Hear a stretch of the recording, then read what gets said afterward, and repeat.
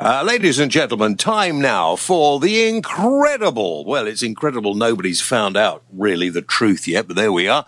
It's time for the James Whale Radio Show. James Whale, the voice of reason on the James Whale Radio Show. Well, here we go. Nice to have you with us. And this week, it's Swing Week. And I'm not talking about throwing your car keys into a bowl in the middle of the table like our producer Rob thought I was going to talk about. Great. Because I know that's what you were hoping, but sadly this week we can't do that. Can I go home then? No, we've got a show to do. You can't go home. But Swing Week means we're going to have some music for some, one swing band that, of course, have been around for quite some considerable time, and one new band. So we're going to have some swing music on the show. And this is the Easter weekend. For me, it is the celebration of chocolate. I don't know what you celebrate at Easter, Rob. What do you celebrate? No, chocolate. I'm just like everyone else. Yeah. You don't do any of the religious stuff. I might go out for a routine ritual Jedi saber fight, but other than that... yeah. Well, obviously there are laws of blasphemy, so I won't take the mick out of anybody's religion, just saying, let's live in a world where everybody can believe in whatever they want. Even you. May the force be with you. Exactly. So in light of that, this weekend, fairly light-hearted programme, we're going to have a chat with a gentleman called Steve Hewlett. Now, Steve is a really funny guy. He was the ventriloquist, you may remember, on Britain's Got Talent. He didn't win the show, but like so many of these shows, the people who don't necessarily win do better than the ones who win. He was he is the ventriloquist. He was a guy who had the dummy of Simon Cowell and Sunita, which I think is probably the most memorable thing from that series, and I can't remember who won it. Can you? Attraction, the puppeteer, the shadow puppet thing. See, that doesn't mean a thing to me. Load of people standing in front of a big curtain with a light on. You think I'd remember that, wouldn't you? Yeah. Yeah, but I don't. Anyway, we're going to talk to Steve Hewlett later. And also, some guys I haven't spoken to for maybe 30 years until the other day. And somebody ran me and said, do you want to do an interview with these guys? And I said, yeah, well, I'd be interested, but I'm not sure who else would be. And I suddenly mentioned it to a few people. And they said, could you get them on the show? Really? Really? I said, well, yes. Would you be in? Yes. And then they all start going, from me to you. No, from me to you. No, from me to you. They are, of course, the legendary Chuckle Brothers, Paul and Barry, and we'll be talking, I think, to Paul a bit later on in the programme as well. From me to you, Rob. To you? No, from me to you. To you? Never mind. Welcome to all our listeners picking us up on their favourite radio stations. And if you're a radio station, large or small or in between, you would like to put this programme out, then all you have to do is get in touch with us at jameswhaleradio@gmail.com. That address, once again, Rob, is? jameswhaleradio@gmail.com. Now, I'm a little concerned this week about beards. Right.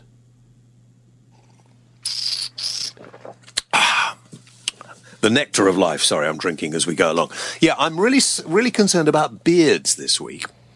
There's been a report in the news that now beards are not as attractive to women as they used to be. And apparently if you put a bunch of men, some with beards and some without, in a room, then it is the men without a beard that women would be more drawn to. Are we talking full beards or a bit of stubble?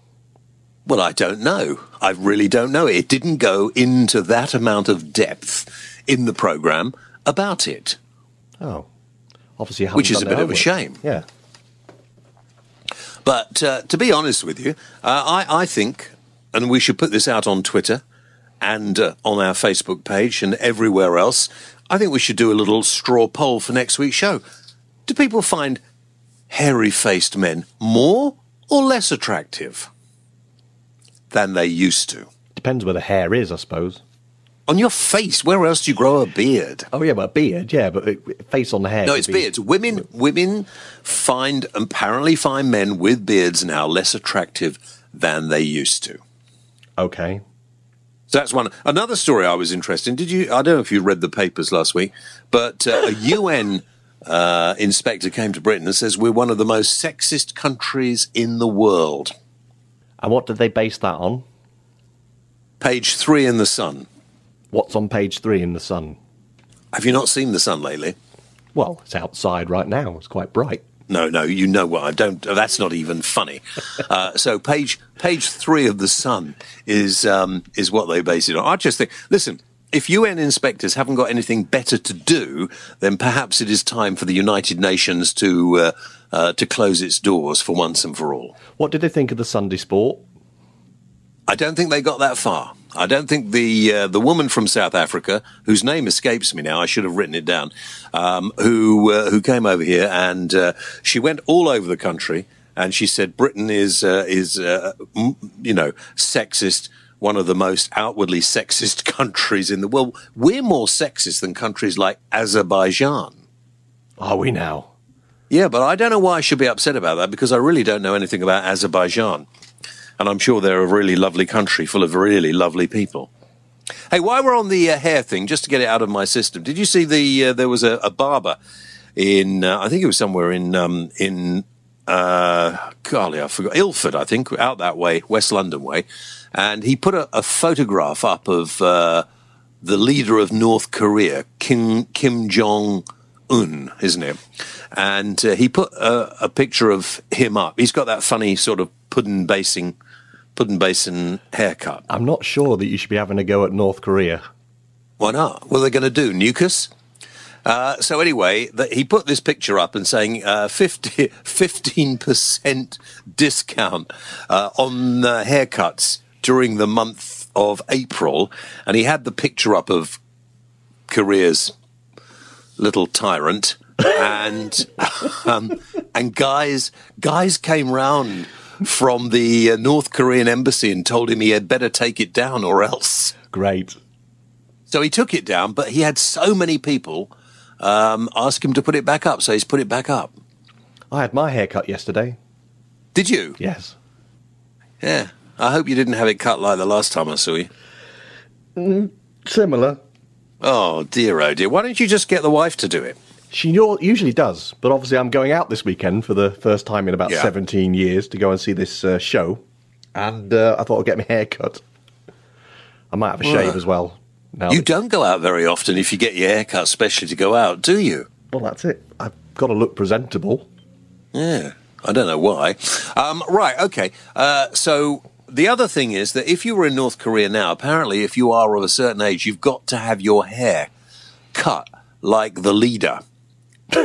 Kim Jong-un. And I just thought it was really funny. Wouldn't it be amazing if suddenly a law was put through Parliament by David Cameron? You've got to have your hair cut like David Cameron. Get out of here. I think mine's quite like David Cameron's, isn't it? Yeah, well, it's just an ordinary sort of rather boring haircut David Cameron's got, isn't it? Yeah. Yeah. I mean, there are no male... Who's the last man that people want, or guy that... Women always have role models for hair, but who's the last guy? I imagine it'd be Beckham. Was it Beckham? Probably. Could have been, yeah, but since then there hasn't been a bloke who people... I mean, apart from me, obviously, a lot of people shave their heads, and I always think when I see somebody without hair that they are a fan. What about a Boris cut? That isn't a cut, is it? That's just, cut bits off when they begin to fall over your eyes cut. I'm going to go for a Boris. Are you? Yeah. All right. Hey, let's talk about something serious. Anyway, coming up, M&S have launched a new pie. It's going to be fish chips and mushy peas. And what it is, it's a pastry case and then a layer of pea puree or mushy peas. Then it's going to have some tasty cod in batter. Then it's going to have a tartar sauce running through it. And then the top of the pie will be chips. Salt and vinegar? I imagine that's entirely up to you when you get the pie home. Oh, okay. So We did say earlier on Facebook, I think this week, we put this out and asked, what sort of pie would you like? Personally, I would like a curry pie. What about you? I think I'm just a boring steak pie for me. But no, I'm one of these people who like food to be plain and simple. Why do they always add cheese or other Yeah, bits no, and pieces? I've had lunch with you and it wasn't really pretty. Adam Tolbert said balls and milliband pie. I don't. All right. Craig McKenzie. Hi, Craig. He says, what about chicken nuggets and beans pie? So the girls have suggested. I quite like the sound of that. And Yvonne says, yuck, I feel totally sick. M&S are doing badly on the clothing side of things. I think the food is going the same way. What would I put in a pie? David Miliband and Oscar Pistorius, I think. Oh, dear, Yvonne, you have issues. Is Definitely Miliband got tasty? issues. Sorry? Is Miliband tasty? I don't know. Daz Four Strings, say that carefully, sounds like something Iceland would do. Andy Swan, he's tried to curry favour with me because he said a curry pie. Marion Turbeville, bonjour Marion, says fish and chip pie, horrible thought, yuck. Now, chicken, sweet potato and mixed veg, I think that would be really tasty. Or she says pineapple, blueberries and strawberries in a thick, creamy custard sauce. Ooh, I'm getting hungry. Paul Mond Hammond, next door's dog. Oh, God. Carol Leslie Gardner, corned beef, baked beans and Worcester sauce.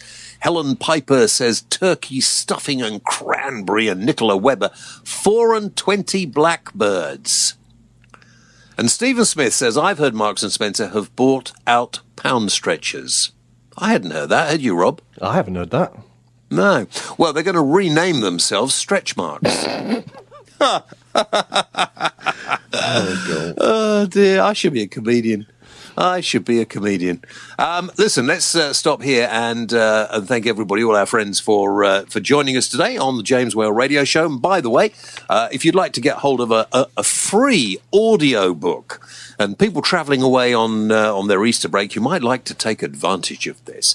If you go to the website, jameswhaleradio.co.uk, click on the Audible link and register with Audible, you get a free audio book. Now, you could have my own audio book, which is called Almost a Celebrity. You can download the audio book. You can keep it. It's free for you. You don't have to have my book. You can have any audio book they have. You can have it for free. And the best bit, if you don't want to be a member, you can cancel. And you still get to keep the book. So go to the website, jameswhaleradio.co.uk, and click on the Audible link. Audible link, all right? And competition last week, we say congratulations to Andy Gibbs. You win, Andy, a big Buster spider and insect vac from our very good friends at spider-catcher.com. It's pretty good, that thing, as well. You can do all sorts of other things with it, I found. None of which I'm about to tell you on the programme. But go and have a go. Are we doing it again this week or not? We got a different competition this week because we got some music on the show. Okay, well, what are we going to do this week? We're going to give away 2 CDs, one from each artist we're going to feature on the show. Okay, well, let's do the competition. So let's mention it now. 1 CD is from the legendary Pasadena Roof Orchestra, and they are brilliant, and you're going to hear them in a moment. In fact, we're going to play them in a minute. And the second is the History of the Big Bands by the Barrisons of Swing, featuring Darius. Yeah, Darius. Have I read that right? The Barrisons. Barrison Swing. So what is a barrison? Do you know what a barrison is? I've no idea. Would you find out? I'll have a look at Google in a minute. Yeah, I'd like to know what a barrison is. Anyway, if you would like to win either the Pasadena Roof Orchestra, or, well, you will win both, actually. You'll win if you are the winner. You will win either the Pasadena Roof Orchestra's new CD or the History of the Big Bands by the Barrison Swing Band featuring Darius. Is that the Darius that we all know and love? Yeah, the one that did the Britney Spears thing. Yeah. All you've got to do is share or retweet any of the show links we put out on Facebook or Twitter. and then we will pick a winner during the week from the share link. Does that make sense to you? Sort of. Sort of. Well, it's easy. Just retweet any of the show links we put out on Facebook or Twitter, and we'll pick a winner during the week. How could that not be obvious to you, Rob? It is now you've said it like that. Well, goodness sake, Rob, do keep up. And you're supposed to produce this. Well, I just attend, sit down and click things. I did say we were going to do the Pasadena Roof Orchestra, but I've changed my mind. Let's do the Barrison Swing Band first. And our friends at talentgb.com are now providing us, of course, with the music for the show. They're producing the music content for the program. And if you haven't had a chance to check out talentgb.com, go to their website and have a look. And if you're looking to hire musicians or entertainers, or if you yourself are a musician or an entertainer, you might want to use the services of talentgb.com. So go and check them out. And if you want to hear or see or hire any of these artists or have your track played on the show, go to talentgb.com. Right now, the first track is from the Barrison Swing Band, and it's a really well-known track, and it'll take you back a little bit. This is called Take the A-Train.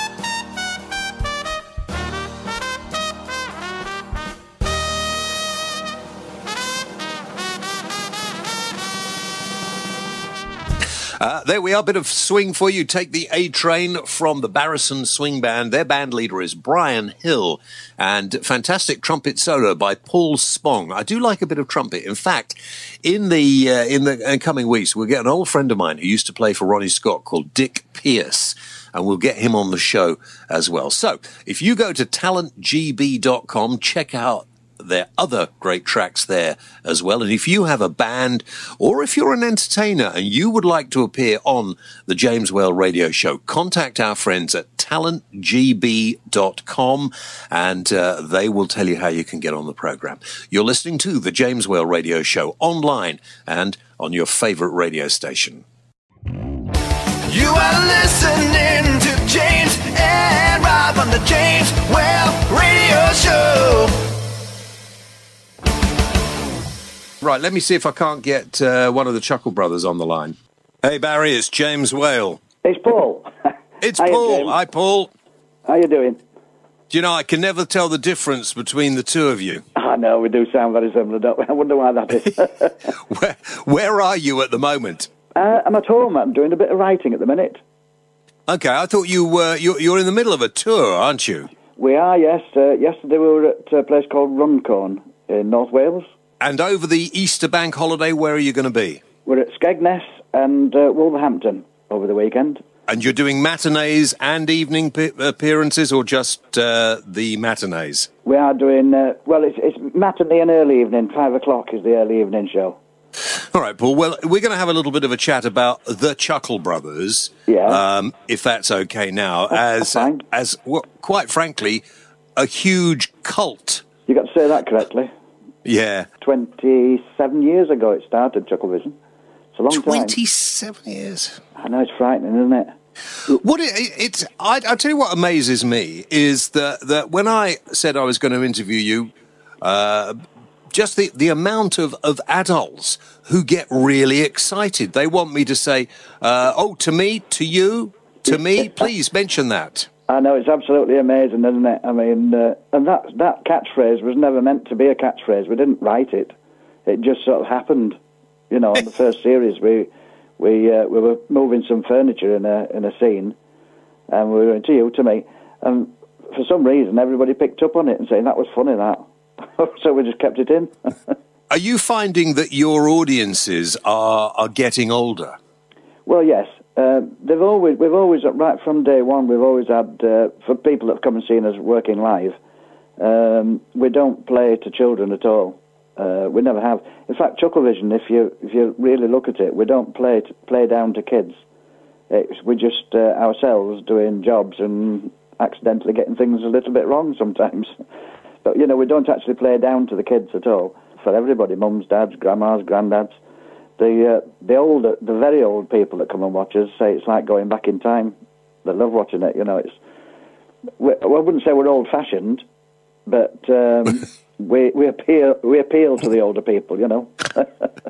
The interesting thing is, I think, Paul, that when you started 27 years ago, it was then very fashionable, and it became fashionable to have as younger children's TV presenters as you could get. If you remember right back at the beginning of, you know, things like Muffin the Mule and Blue Peter, it was always older people presenting children's programs, and then it became very young.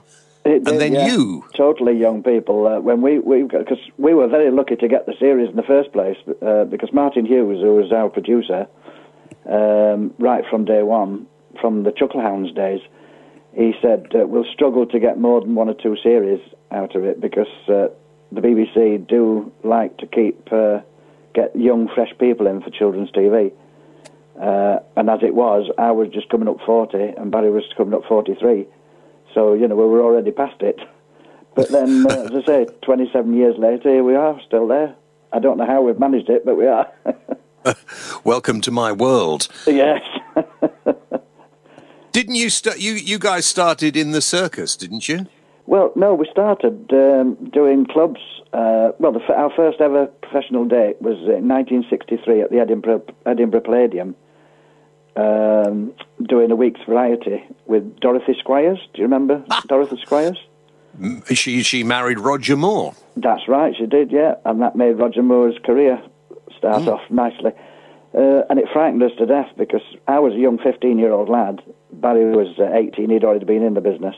But I'd not, apart from watching my father and our older brothers in theatres, you know, I'd never worked with anybody like that. And she used to come off stage, glamorous woman, fabulous singing voice, come off stage and she'd be swearing every word. words that even at school I hadn't heard. You know, in those days at 15. So dreadful language was coming out with, and I thought, was this show business? But then we went on to do clubs, and we did our first circus in 1974 at Blackpool Tower with old Charlie Caroli, brilliant man he was. He had some fabulous stories he used to tell us, really did. What did he tell you?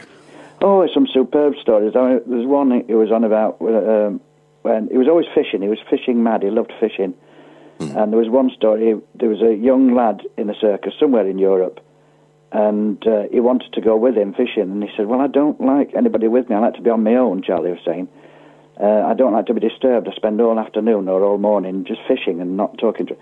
He said, well, I promise I'll come out with you and I'll not say a word. I'll be really quiet.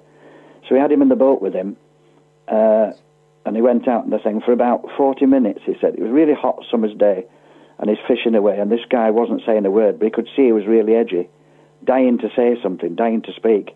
So eventually said, okay, what is it you want to say, and then you can shut up again. He said, I was just thinking, Mr. Crowley, would you mind if I went in for a swim?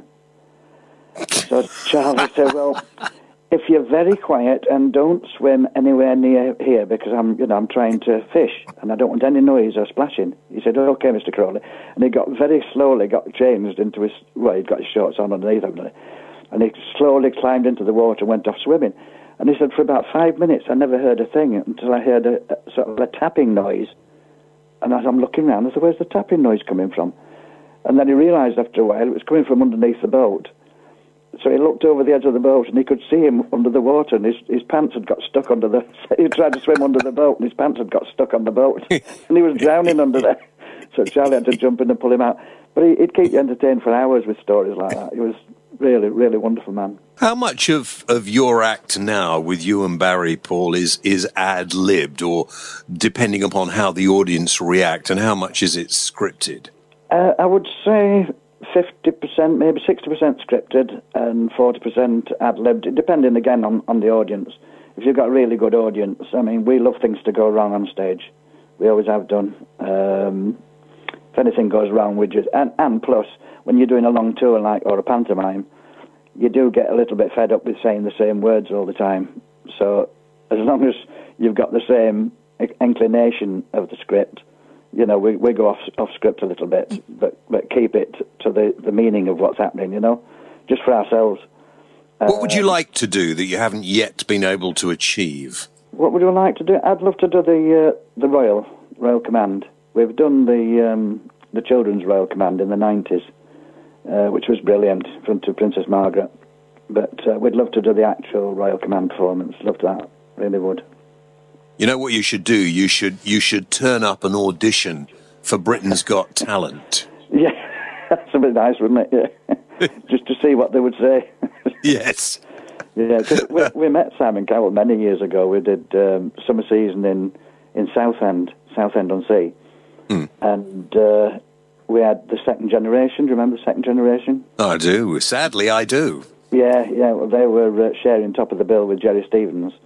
And Simon Cowell was the PR man for Second Generation. He used to come down. He was about 18, I think he was then. And he used to come down. We used to go out clubbing and stuff. That's a story you can sell in the future, Paul. It certainly could be. Well, I think it's in the book. You know, we've got a book coming out. 50 years of To Me to You. It's all in there. Do you ever think that you'd like to do something that was purely an adult thing, maybe on television or even in the clubs? Yeah, I wouldn't mind it at all, no, but as long as children's TV is on, you can't really do both. You know, you just need somebody to put in the paper, oh, you should see how filthy they were, you know, and then you're back on children's TV again. It's not done. But if the children's career comes to the end, then possibly, because we did stag shows back in the past. We've done all that. So, I mean, I'm not being rude if I say you're in your 70s now? No, Barry will be 70 at Christmas. I'm only 66. So oh, you're young. Yes, Barry's getting on. I'm still me. Yeah. So. But I'm busy as well, writing a book at the minute. How many more children's series do you think you can do? Well, I don't know. As long as they keep watching, we'll keep doing them. It's fun doing it as well. We have a great crew, etc. Great set of lads, and we just have fun every year. We do it. It's brilliant. Because I've got this idea in my mind that you could do a series a bit like Mrs. Brown's Boys. Oh, we'd love to do that, I'll tell you. Yeah.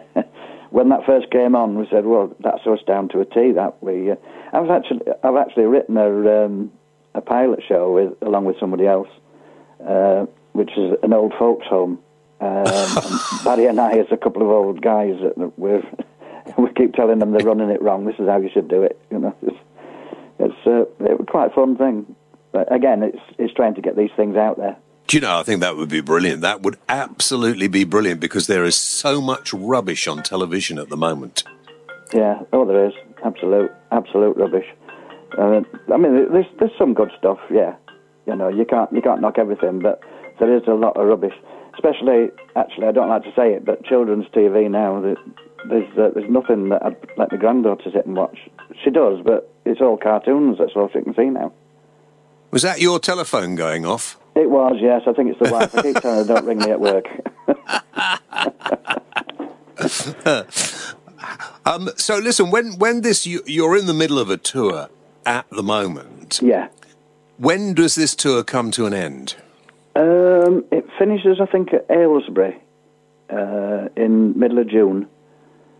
And then we've got a break, and then we do summer season, which is Great Yarmouth, Skegness, and Bridlington this year on the Monday, for 5 weeks from the end of July through to the end of August.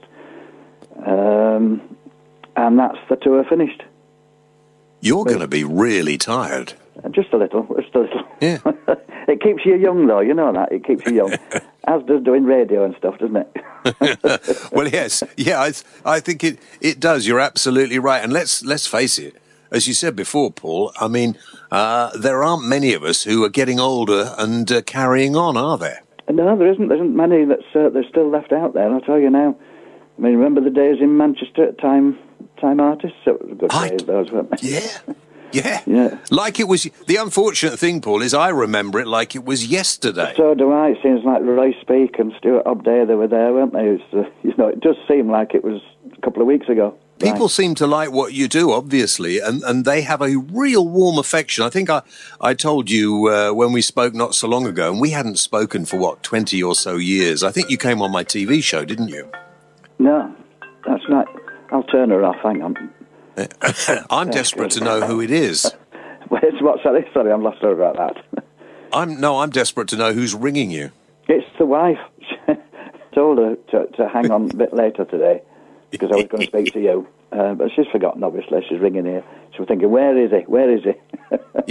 You'll be up to no good, she'll think, and you could be in trouble. Exactly, that's what she was thinking. Yeah, I'm up to no good.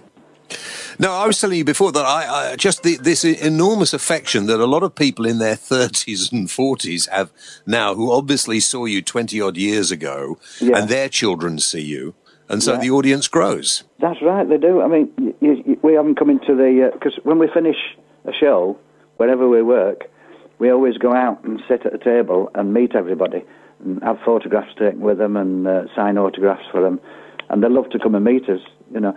And we've got people now, grandparents, that will come in as children with their mum and dad, you know, obviously older children, like 14, 15-year-olds, come in with their mum and dad to see us way, way back. And now they're coming with grandchildren of their own, babies in their arms, and say, you know, showing this is fourth generation come to see you. And that's when you realise how old you're getting. And they bring in photographs, these people that look like mature men with balding heads, and they show you a photograph of themselves when they were like 3 and 4 year olds sitting having a photo with us. Can you ever go anywhere unrecognised? Because you and Barry have probably the most recognisable faces in showbiz. I know, that is a problem at times, yeah. I mean, we don't very often get into walking around in London, in town. She's back again. I know, she's there again. She's not going away. We walk around London, and every few paces, really, you're being stopped saying, "Can we have a selfie?" That's another thing, these selfies. A completely different meaning to when I was a lad, I'll tell you. Listen, Paul, great to talk to you. Give my best to Barry, and you too, mate. Thank you very much indeed. Yeah, and it's over to you. No, from me to you. No, not from me, to you. Paul, take it easy. I get them both mixed up. Say hi to Barry. Cheers, mate. Take it easy. Bye. Bye. Bye, mate. Bye. Now, listen, coming up, of course, Easter. It's a religious event for you to do as you please in. How many of you like chocolate? Anybody like chocolate here? No? I thought at least Rob would answer the question. Oh, I'm not there, though. I'm here. No, I know. You're not... what's wrong? Listen, Rob, tell us what's wrong, mate. There's nothing wrong with me.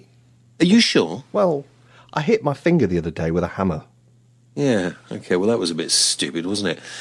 So we did ask on Facebook, another one, of course, of our wishes to see what you're thinking about these sort of things. And is it to you a religious event, or do you use it as an excuse like me to eat lots of chocolate? Matthew Williams says, for me, it's just a time to earn some extra cash by working overtime. The bank holidays and then taking the days off in lieu. On times when I want a break, he says. Jan Trim says it's chocolate. Trish Bruce, lots and lots of chocolate. Oh, I like even saying the word. And Dave the Rave Bill, cultural here in Spain. Hi, Dave, listening to us in Spain. Lots of processions, parties and drinking. That's another good thing to do. And Gareth Spragg said it's a chocker holiday for me. Now, listen, we'll give you something else free. Don't forget, if you go to our website, jameswellradio.co.uk, click on the Love Film banner. And if you click on the Love Film banner and register there, we will make sure they give you 1 month's worth of free films. Are you not listening to me at all today? I'm sort of listening to you. That's not good enough. Sorry. That's just not... There's loads of people out there want your job. I bet they don't. James Well Radio Show. Now, Steve Hewlett joins us. Hello, Steve. Hello, James. Great to talk to you. And you. Now, Steve, for those of you who suddenly think, I know that name, where do I know him from? Well, of course, Steve was on Britain's Got Talent. He came on as a ventriloquist act with a dummy of Simon Cowell. I didn't want to go on that show just doing my act. I thought you need to think outside the box, and so I kept this surprise even to the producers until the day of my semi-final went out. And I think I surprised them, to be honest, in the whole of the production team. So, yeah, I think it was the right thing to do at the time. How did you get on them without them knowing exactly what you were going to do? Well, I was they vet your act, leading up to the day and the rehearsals. And on my rehearsal, the day before the live shows, I ad-libbed a bit in rehearsals, and it went well. And they said, if you've got any more ad-libs, then please put them in on the day of rehearsal, and we'll okay it for the show that night. So what I had planned was I had the Simon Cowell dummy prepared. I had it made exactly a week before the live shows, and I said to my wife, if I get through to the finals, I use the Simon Cowell dummy. And then the producers changed my rehearsal date and my semi-final date to work with Attraction, who were favourites to win. So I said, I need to pull this forward and put Simon Cowell in my semi-final performance and then worry about it. So I did. So I put it in, but because they said I can ad-lib, I said, I have got something different I'm going to do at the end, if you don't mind. And they said, yeah, go ahead. And the place just erupted. The whole of the rehearsal studios just stopped. And Anton Deck loved it. The producers came down and said, please do that tonight. And so I did. The result was fantastic. It was just a great reaction from the judges. And, something I'm really proud of, to make a decision like that. It could have gone the other way, but I was very, very happy that I was that brave to do it. When did you decide you wanted to be a ventriloquist? Seeing the ventriloquist on New Faces, 1987. I was 12 years old. He won the grand final. He's called Jimmy Tamley, and he was a really nice guy to approach. I knocked on his door and said, would you teach me? He said, at that time, a book by Ray Allen just came out called Got the Gear. So I went away, I got the book, I learnt, I got myself a dummy, went back to his house a month later, and he could see I was quite keen. A following year, he started to give me lessons, and then I became his roadie for 10 years. And age 22, I took it up professionally, and I've done this since 1997. This is all I've done is be a ventriloquist, and it's been constant work. And so I guess the last 17 years it's been, lots and lots of work, cruise ships, theatres, summer seasons, pantos, and holiday parks. But I was kind of, stuck on a little roundabout, if you know what I mean. So I needed a little step up, and I think now the nation know about Arthur Lager and my little Simon Cowell puppets. I think it's done me the world of good and give me the opportunity to do a UK tour, which has been my dream. So I'm really excited about this year. It's been a great year. What is the trick to being a ventriloquist? Because I tried it. I can't do it. How do you throw your voice? Throwing the voice, it's all about, you can do the distant voice, which is all about straining, I guess, and you make it sound like it's coming from a distance or inside a box, and that's about straining, and it's making it sound a little bit lighter than, if someone was standing right close to you, you can trick them. I've done this recently backstage and pretended somebody was in one of the dressing rooms, and the producer I was talking to actually looked behind him, and I said it was just me practicing. And so it's I kind of impress myself sometimes because I forget I could do that. But it comes naturally for me, just making puppets talk and things. And when a puppet's on my arm, I'll keep them alive, and people love that. But there are other techniques, like you say, like throwing your voice is it's an illusion at the end of the day, and it's just one fun part of doing it. Bringing the characters to life is one of the good things of being a ventriloquist, and obviously a puppeteer, and being able to ad-lib as a comedian as well as all that. Sort of to be a ventriloquist is not easy. I was speaking to Roger Corsi earlier today. So I'm having a ventriloquist day very shortly up in Norfolk, and there's competitions. A junior ventriloquist competition I'm running, and there's about 60 ventriloquist dolls going to be on display. So we're selling that day. But I asked Roger if he'd come along, and he said, "I'm not a ventriloquist. He said, I'm a comedian." He says, "I've been getting away with it for 30 years, moving my lips." But being called a ventriloquist, I find that very amusing. That some ventriloquists I looked up to, like Roger, and he tells me the bear's not real. So it's a bit of a disappointment. Yeah. So there's not many of us about, to be honest. James, there's the wonderful Nina Conti is doing brilliant. Paul Zerdin, Keith Harris is one of the last. Jimmy Tammy, who taught me, is one of the busiest, and myself. There's not many, but I do know a younger generation actually saw me on the show last year, and a lot of interest there with the younger generation just having fun with it, because it's a really fun job. How did Britain's Got Talent change your life? What did it do for you? To do a theatre tour, I think you do need the exposure. You need bums on seats, and so if you've been on TV, it's easier to sell tickets, and so then they need to know that you can do the job, because they simply do 3 minutes, but would they necessarily pay £15-20 to come see me do an hour and a half, which is what they are doing. And I'm very lucky. I've had 17 years experience working the whole of the country and around the world on ships, that I can go and do an hour and a half show, and I've got support, so we make it a 2-hour show. It's not easy to sell tickets, basically, but Britain's Got Talent has changed my life in the fact that I'm doing really nice corporate shows and working with people. I can only dream of. I supported Brian Conley last year. I've already supported Ken Dodd for 3 years before Britain's Got Talent, so I was kind of building up a reputation. But the people in the business knew about me, but the nation didn't know about me. So I kind of wanted to be a bit more known as a ventriloquist, and I've got so many more characters in the show now, and I'm basing the Simon Cowell surprise of that dummy. I'm actually taking that on stage now and actually introducing about 2 celebrity dummies a year. So I'll drop Simon and Sunita next year, and I'm introducing new celebrity dummies, and so it will keep my act nice and fresh as well, which is what I want to do. I want to be fresh and innovative. Tell me about the relationship between the ventriloquist and the dummy, because quite often there have been horror films written about ventriloquists who thought their dummies were real, dummies that come to life. I mean, when you put the dummy in the box at home, do you ever worry that it's going to get out? I don't.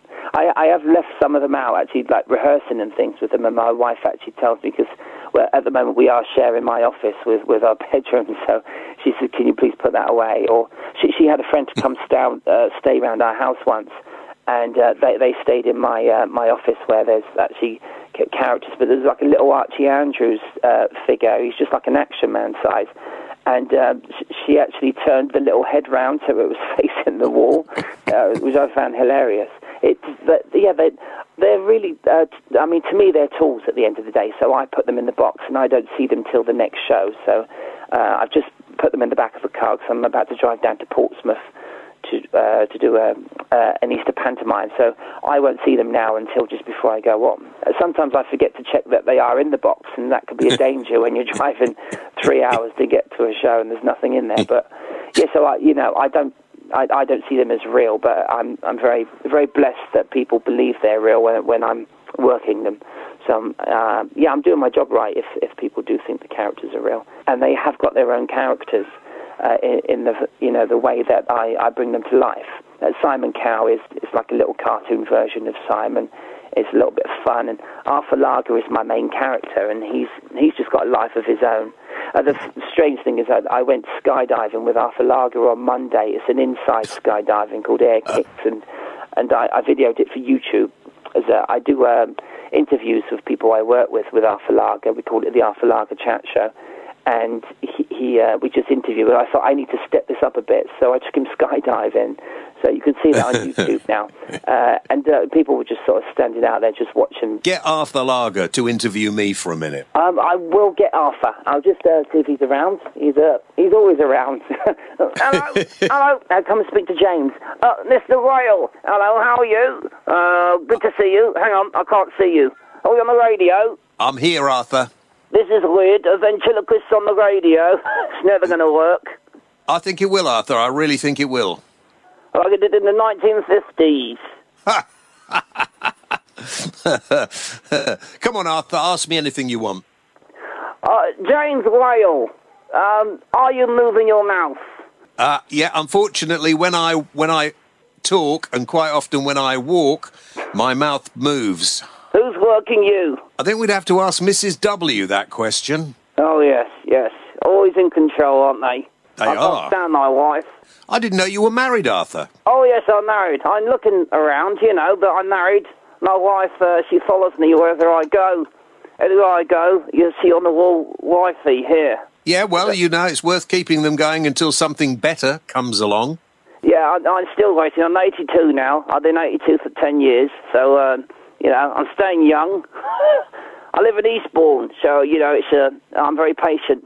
Well, yes, you must be. And, of course, Eastbourne's it's a little genteel, isn't it? It is, lovely. All the windows are bifocal, James. Are they? Yes, in all the shops. You haven't got Simon Cowell with you by any chance, Arthur, have you? Hello, James. Oh, Simon, long time no speak. How are you? I'm very good, thank you. It's a no from me, thank you. Oh, Simon, that's really rude. I mean, you could at least have given me a chance to sing. You may get 2 yeses, but not 4. Steve, come back. I'm always in the room, always here. Now, listen, my producer, Rob, who's around here somewhere. Where are you, Rob? I'm here, yeah. Yeah, Rob's coming to see you, I think. When are you going to see them? Saturday, Dunstable. I heard Rob's coming to Dunstable to see the Alice in Wonderland show. Now, we're having a blast on that show. I'm working with the legends, Paul Daniels, the gorgeous Debbie McGee, but she's very deceiving, Debbie is.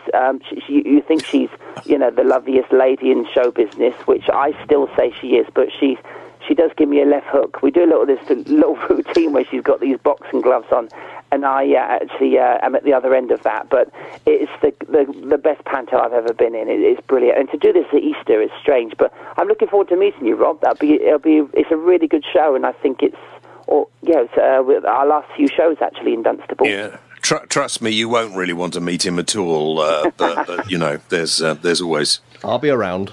Yeah, he'll be around. Well, if you get a chance to call him up on stage and embarrass him, feel free.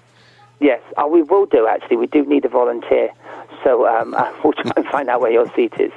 But no, we're looking forward to that. The Dunstable's great. I'm actually there this Christmas as well in Robin Hood. doing the panto up there. But to do an Easter panto is it's very tiring, but it's been one of the greatest experiences. Just the whole cast is fantastic. There's probably I think there's about 9 people in the main cast, the principals, and every one of them stand out in their own right. It's such a great show. Steve, good to talk to you. I'll let you get on your way down to Portsmouth now as well.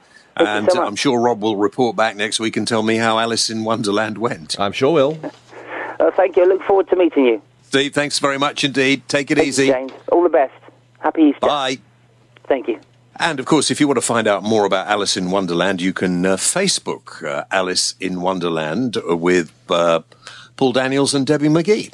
That's right. Thank you, Stevie. Now, let's bring the programme to a conclusion for this Easter bank holiday. Our friends at talentgb.com, of course, they're now providing us with the music and entertainment for the show.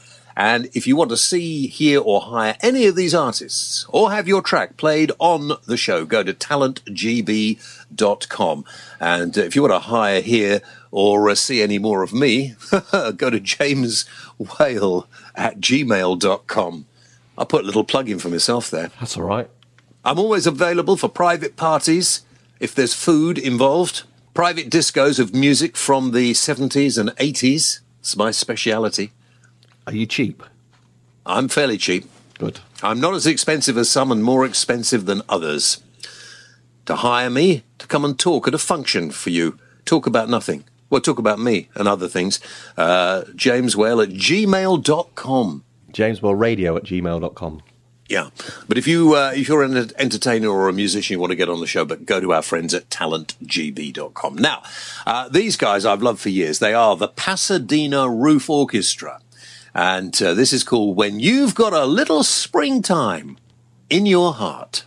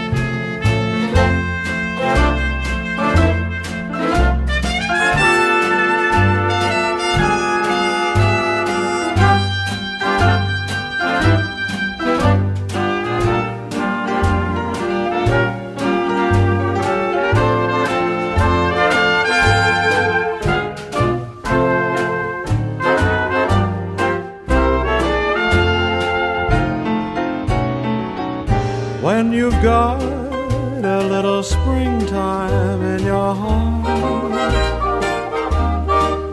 you can laugh at all the wintry winds that blow. Though December comes your way, to you the birds will sing, and buttercups come peeping through the snow. You'll be young, you'll be in love your whole life through, just as young and more in love than at the start. And each happy scene will be evergreen, like a lovely morning in June. When you've got a little springtime in your heart.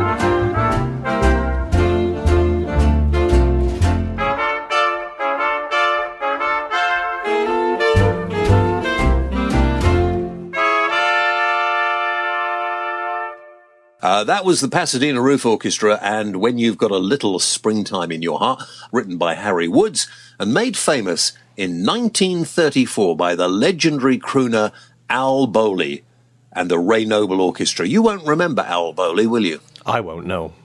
No, I don't remember Al Bowley either, but I really did like the Pasadena Roof Orchestra. So there we are. Hope that's put you in a good mood for your break, and join us again next week for the next James Whale radio show. And in the meantime, you can check out all the programs we've ever done if you go to the site at jameswhaleradio.co.uk. Now, where's that Easter egg you sent me? Oh, yeah. James Whale, the voice of reason on the James Whale Radio Show.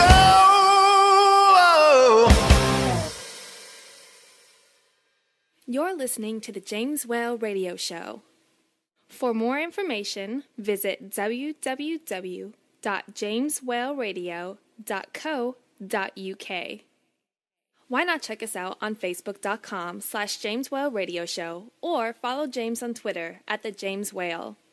James Whale, the voice of reason.